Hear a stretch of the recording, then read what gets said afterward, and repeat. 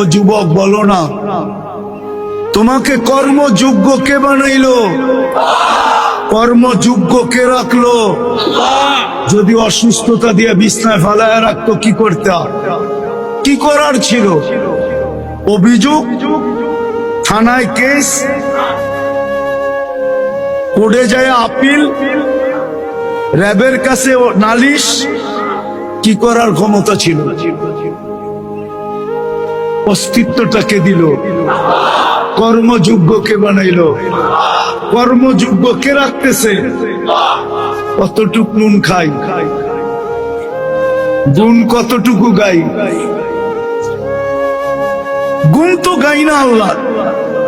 চলেন দেখি জান্নাতের একটু ধারণা দিয়া কার মনে এই আগ্রহ জাগে যে আমি চাই আল্লাহ আমাকে জান্নাতের বিনিময়ে কিনো। এই আগ্রহটা কার মনে পয়দা হয়? একটু জান্নাতের ধারণা দিয়া দেখি।